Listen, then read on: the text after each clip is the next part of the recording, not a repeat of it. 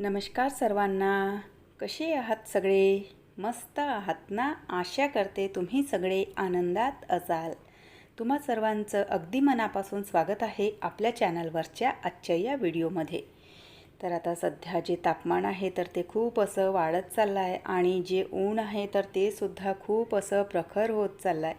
आणि या वाढत्या तापमानामुळे आणि वाढत्या उन्हामुळे बघा वारंवार आपलं जे शरीर आहे तर ते पाणी मागतं. म्हणजे उन्हाळ्याच्या दिवसांमध्ये बघा आपण ना कितीतरी वेळा असं गटागट पाणी पितो आणि स्पेशली जेव्हा सकाळची वेळ असते आणि कामांची वेळ असते. किचनमध्ये काम करताना बघा किती गरमी लागते, किती गरम होतं आणि त्यावेळेला आपण ना खूप असं गटगट पाणी पितो आणि खाली पोटावर जेव्हा आपण पाणी पितो तर ते जे पाणी आहे तर ते आपल्या शरीरासाठी किती नुकसान करतं. म्हणजे डोकेदुखी, पोटदुखी असे काय काय त्रास या उन्हाळ्याच्या दिवसांमध्ये ना आपल्याला अनुभवायला मिळतात. तर म्हणून मग बघा आता उन्हाळ्याच्या दिवसांमध्ये ना थोडासा काहीतरी जो नाश्ता आहे तर तो सकाळी थोडासा करून घ्यायचा. म्हणजे एकतर तुम्ही नाश्ता बनवा किंवा मग जी भाजी पोळी असते तर त्याचा तरी नाश्ता थोडासा खाऊन घ्यायचा. कारण बघा आपण खूप असं उभं राहून ना गटागट पाणी पितो आणि त्यानंतर मग त्याचे जे दुष्परिणाम आहेत तर ते आपल्याला सहन करावे लागतात. तर त्यापेक्षा अशा प्रकारचा काहीतरी थोडासा नाश्ता उन्हाळ्याच्या दिवसांमध्ये बनवून घ्यायचा आणि ते खाल्लं की मग त्यानंतर वाटल्यास आपले कितीही बघा कामं कितीही उशिरा झाले किंवा जेवायला कितीही उशीर झाला तरी काही फरक पडत नाही. पण सकाळचा जो नाश्ता आहे तर तो आपल्या शरीरासाठी खरंच खूप महत्त्वाचा असतो. आणि मलासुद्धा बघा रोज सकाळी नाश्ता बनवण्याची किंवा नाश्ता करण्याची सवय नाही आहे.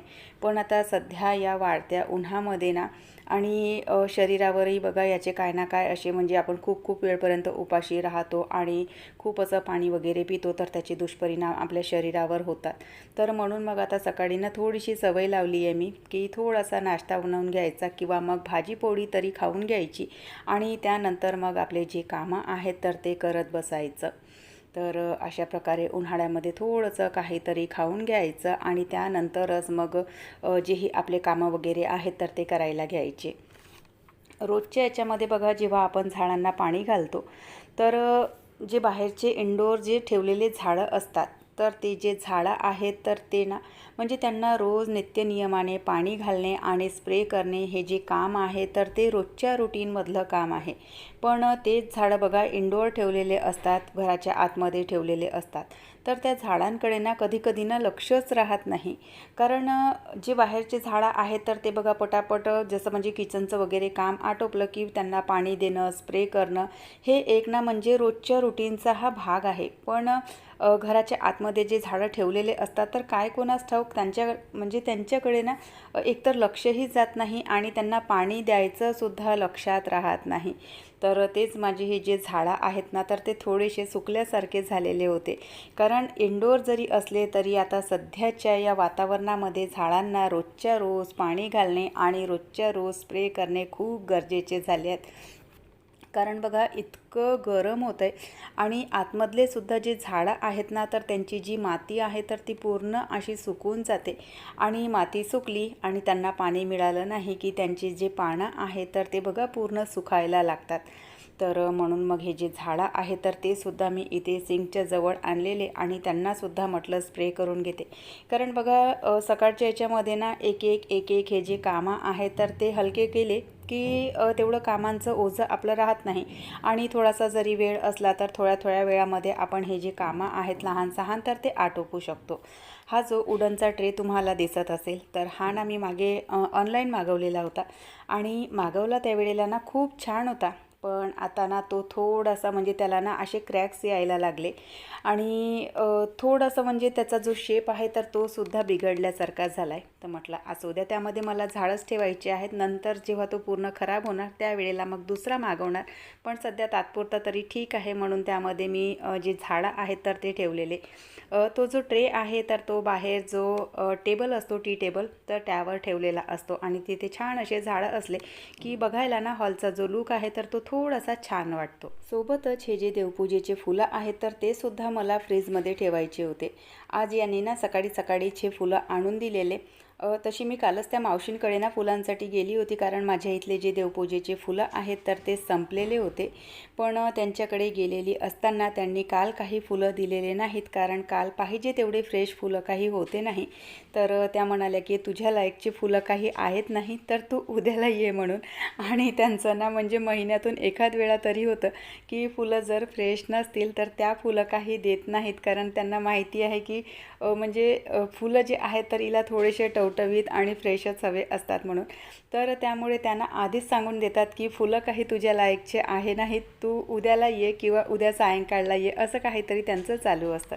त्यानंतर आमची सगळ्यांची चालू आहे इथे तयारी, कारण जायचं आहे थोडंसं बाहेर. तर सगळ्यांचा मस्त नट्टापट्टा तयारी चालू आहे, कारण आम्ही चाललो आहे डीमार्टला. काय घेण्यासाठी तर काहीच नाही, फक्त फिरून येत आहे, कारण खूप दिवस झाले डीमार्टला गेलेलो नाही. तर डीमार्टची सगळ्यांना आठवण आली आहे, तर म्हणून मग सगळे चालले आहेत डीमार्टला. आणि बघू तिथून काय काय घेणं होतं काय काय नाही, कारण प्लॅनिंग काहीच नाही आहे आणि घ्यायचं काहीच नाही. किराणा मी आताच 2-4 दिवसाच्या आधीच भरलेला सगळा, आणि सामानही असं काही खूप म्हणजे डोक्यात काहीच नाही असं काय घ्यायचं आहे म्हणून. पण सहजच फिरून येऊ डीमार्टला, कारण आजचा रविवार आहे, यांची सुट्टी आहे. तर म्हणाले की चला डीमार्टला फिरून येऊ म्हणून. आणि एका दुकानामध्ये जायचं आहे, तर तिथून कदाचित काही म्हणजे घेण्याचा विचार आहे. तर घेतलं तर ते तुमच्यासोबत शेअर करणार. आधी पहिले डीमार्टमधून फेरी मारून येऊ आणि उगाच तिथे जाऊन खर्च वाढवून येऊ. तर चला. तर आज दुपारच्या वेळेला नाही सहजच म्हणाले की चला डीमार्टला फिरून येऊ म्हणून.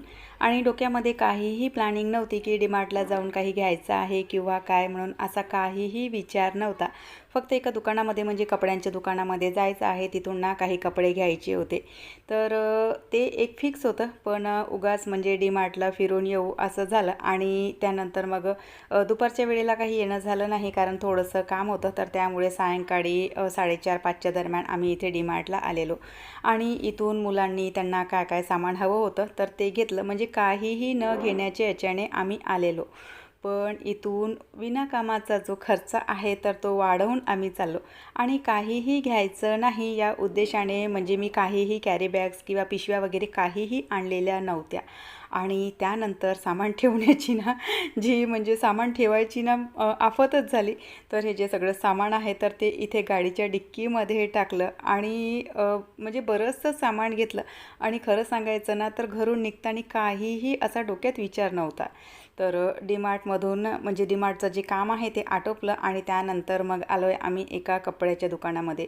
एका दुकानामध्ये म्हणण्यापेक्षा बघा, नेहमीचं ना माझं म्हणजे 1-2 दुकानं ठरलेले आहेत. सक्करदऱ्यावरचं सत्यम मॉल आणि इथे हुडकेश्वर रोडला असलेलं नमनचं दुकान.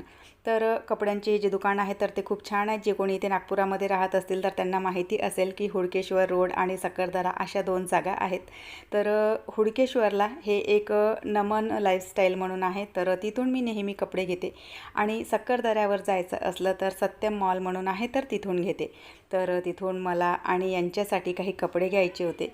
तर कशासाठी आता कपडे म्हणजे मधातच कपडे कशासाठी, तर ते 1-2 दिवसाच्या नंतरच्या व्लॉगमध्ये तुम्हाला कळणारच. तर तिथून मी ना काही ड्रेस बघितले आणि जे ड्रेस घालून बघितले त्यांच्यापैकी एक ड्रेस मी घेतलेला. आणि यांच्यासाठी सुद्धा शर्ट वगैरे घ्यायचे होते, तर ते सुद्धा घेतलेले.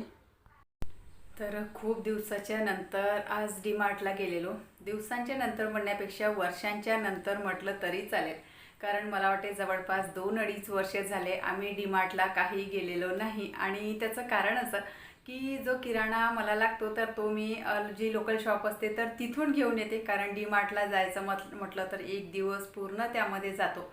आणि दुसरी गोष्ट म्हणजे डीमार्टला गेलं की नको त्या वस्तू आपण घेऊन उचलून घेऊन येतो आणि उगाच आपला खर्च वाढवतो. तर त्यामुळे सहसा डीमार्टला जाणं मी अवॉइड करते. आणि आता खूप दिवस झाले गेलेलो नव्हतो आणि मुलांची खूप दिवसाची इच्छा होती की डीमार्टला जाऊन येऊ, कारण बघा नवीन नवीन काय काय असं कलेक्शन तिथे येत जातं. आणि नाहीही म्हटलं तरी आपण म्हणजे जेही आपल्या घरासाठी काही गोष्टी हव्या असतात आपल्याला किंवा आपल्याला काही हवं असतं तर ते आपण घेऊन येतोच. तर तसंच काल आता हे म्हणाले की दुपारच्या वेळेला चला डीमार्टला जाऊन येऊ म्हणून. दुपारच्या वेळेला तर जाणं झालं नाही, कारण एक काम होतं, तर त्यामुळे मग सायंकाळच्या वेळेला 4:30-5च्या दरम्यान आम्ही डीमार्टला गेलेलो. आणि जाताना काहीही घ्यायचं नाही याच्याने आम्ही गेलेलो होतो. म्हणजे असं काही खूप एक्स्ट्राचा जो खर्च आहे तर तो करायचा नाही आणि गरजही नव्हती. सध्या तसं बघायला गेलं तर काही गरजही नव्हती. पण तिथे गेल्याच्या नंतर मुलांना म्हणजे जे जे सामान आवडलं तर मुलं ते सामान घेत गेले. आणि खरं सांगायचं ना तर कपड्याचं जे कलेक्शन आहे ना तर ते म्हणजे इतकं छान होतं तिथे की म्हणजे बघा एकतर ना स्वस्त याच्यामध्ये जेव्हा आपल्याला कपडे मिळतात किंवा आपल्या रेंजनुसार आपल्याला जेव्हा कपडे मिळतात तर तेव्हा थोडंसं कंट्रोल करणंसुद्धा अवघडच जातं. मी तर माझ्यासाठी काहीही घेतलेलं नाही, पण मुलांनी त्यांच्यासाठी टी शर्टा जीन्स शूज वगैरे असं त्यांनी घेतलेलं. यांनी सुद्धा त्यांच्या ऑफिसला जाण्यासाठी काही शर्ट वगैरे घेतलेले. म्हणजे खूप सारं सामान घेतलं, इथे मी दाखवू शकणार नाही, पण काय काय घेतलं तर ते तुम्हाला सांगते. तर असं जे सामान आहे तर ते यांनी घेतलं. मी घरासाठी काही 1-2 वस्तू मला हव्या होत्या तर त्या घेतल्या. आणि सोबतच एक ना महत्त्वाची गोष्ट मी आणलेली आणि सोबतच एक बेडशीट आणली. तर जी बेडशीट आहे तर ती बघा अशा प्रकारची आहे.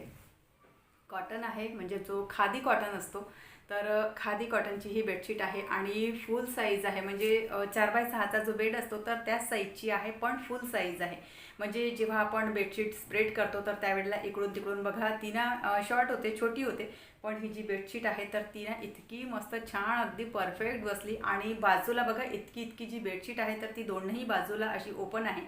तर साईज ना खूप छान आहे आणि मेन म्हणजे खादी कॉटन आहे आणि फक्त 200 रुपयाला.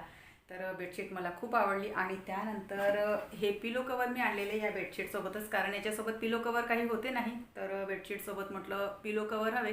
तर जी बेडशीटची बॉर्डर आहे तर बॉर्डरला ही जी पिलो कवर आहे तर ते छान असे मॅच जातात. म्हणजे या कलरचे पिलो कवर काही मला मिळाले नाही, पण म्हटलं आता हे आहेत तर बॉर्डरसोबत कधी कधी बघा कॉन्ट्रास्ट मॅचसुद्धा चांगलं वाटतं. तर हे मी आणलेली एक बेडशीट. आणि एक दुसरी गोष्ट ती म्हणजे हा एक डबा मी आणलेला. आणि हा बघा असा आहे या प्रकारचा आणि लॉकसुद्धा होतो. तर आपल्या किचनचा आपण कुठलंही सामान यामध्ये ठेवू शकतो. पण मला किचनच्या सामानासाठी नाही तर एका महत्त्वाच्या वस्तूंसाठी हा डबा मला हवा होता. तर हा डबा मी आणलेला आणि हा मला 179ला म्हणजे 179ला हा डबा मिळाला. प्लास्टिक खूप छान आहे. आणि खरं सांगायचं ना तर बघा डीमार्टला ना जेही होम मेकिंग म्हणजे जे होम ऑर्गनायझेशन होम ऑर्गनायझर्स किंवा आपल्याला घरगुती ज्या काही वस्तू लागतात तर त्या प्लास्टिकच्या वस्तू किंवा ज्या म्हणजे गोष्टी आपल्याला लागतात ना तर खरंच खूप छान मिळतात. फक्त एवढंच आहे की आपला जो बजेट आहे तर तो तिथे बिघडतो आणि याच्याने मला तिथे जाण्यासाठी नकोसं वाटतं. पण कधी कधी बघा आपण ऑनलाईन वस्तूंना शोधत असतो तर त्यापेक्षा अशा वस्तूसुद्धा ना खूप छान म्हणजे तिथे अगदी अशा परवडेल आपल्याला या रेटमध्ये मिळतात. तर चला अशा माझ्यासाठी काही गोष्टी मी आणलेल्या. तर आजचा आणि हां सोबतच बघा दुकानातून मी ना माझ्यासाठी ड्रेस घेतले आणि यांच्यासाठी सुद्धा कपडे घेतले. तर कशासाठी घेतले तर ते उद्याच्या किंवा परवाच्या व्हिडिओमध्ये तुम्हाला समजेलच. तर चला आजचा जो व्हिडिओ आहे तो मी इथेच संपवते. आशा करते तुम्हाला आवडला असेल व्हिडिओ. कुठे जरी आवडला असेल तर लाईक करा, शेअर करा, सबस्क्राईब करा. आपण भेटूयात नंतरच्या व्हिडिओसोबत. तोपर्यंत सगळ्यांना बाय, सगळ्यांना धन्यवाद. हर हर महादेव.